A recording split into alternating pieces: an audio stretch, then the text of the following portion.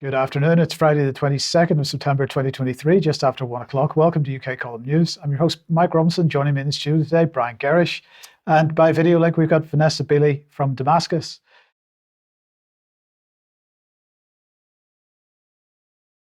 Your host today, myself, Brian Gerrish, and I'm delighted to be joined by David Scott, reporting from Jerusalem. David Scott, reporting from Jerusalem.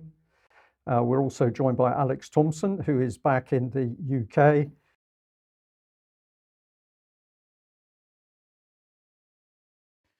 Good afternoon. It's Friday, the 7th of January 2022, just after 1 o'clock. Welcome to UK Column News. I'm your host, Mike Robinson. Joining me in the studio today, delighted to say, first appearance of the year, Patrick Henningsen from 21st Century Wire. Welcome to the programme, Patrick. Great to be back.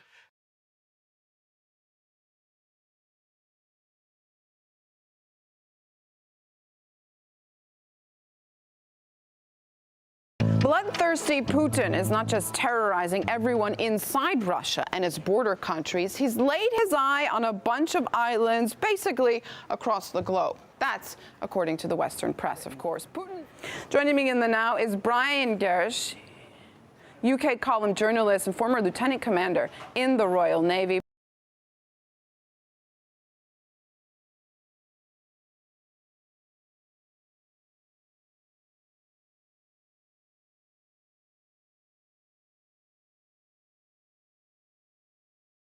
Brian, good to see you again. What does Putin have to do with the Falklands? Well, that's a very good question. I think what this is really to do with is what the British press and media think he has to do with. And I've been reading quite a few articles now saying it is amazing how there's a black and white opinion in the British and indeed American international press when we look at Russia and Putin. So I think this is to do with perceptions in our press and media.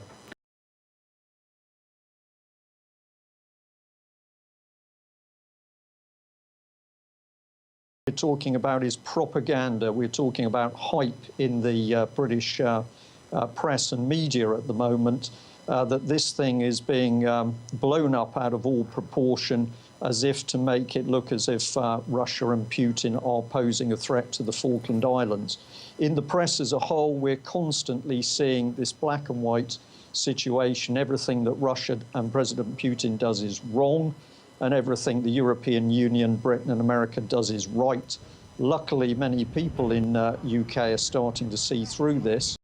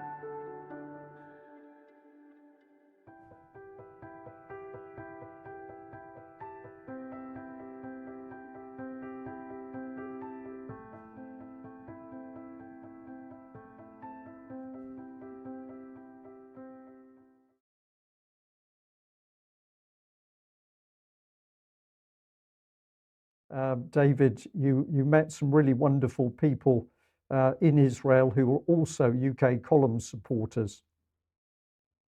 Yes, we've got a still here. This is our gathering. This is the Jerusalem branch of the UK Column Appreciation Society, and we are meeting in, well, where else but Putin's pub? Although it's not called Putin's pub anymore. They've taken the name off the front. It's just called pub. Okay, well, we're going to say to all of those people, it's wonderful to see you, and thank you very much for all the support you're giving the UK column. And of course, we are as supportive of people from any country in the world. And my goodness, there's a lot of countries that are now paying attention to the column.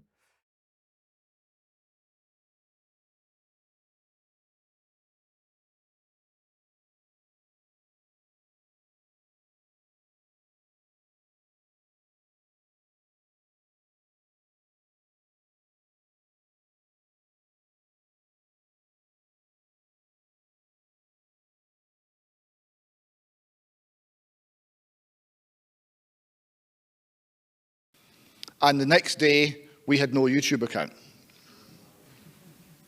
Right, so now, you know, that represented around about £5,000 a month lost income and all the rest of it. Had we been near the edge as an organisation, that could have finished us. Now, it didn't. It didn't because of the support we have from the people who subscribe to our programme.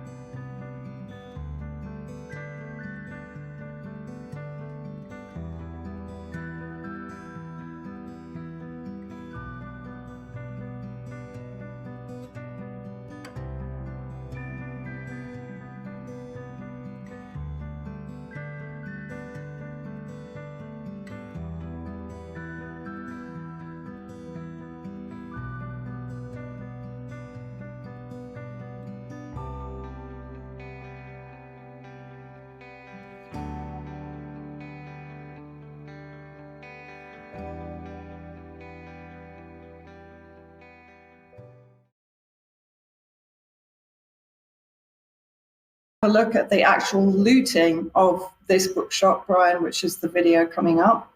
Now, have a look at the actual protagonists. Of course, they are all dressed in black. They are all masked. It's very difficult to tell who they are, but look at their hands.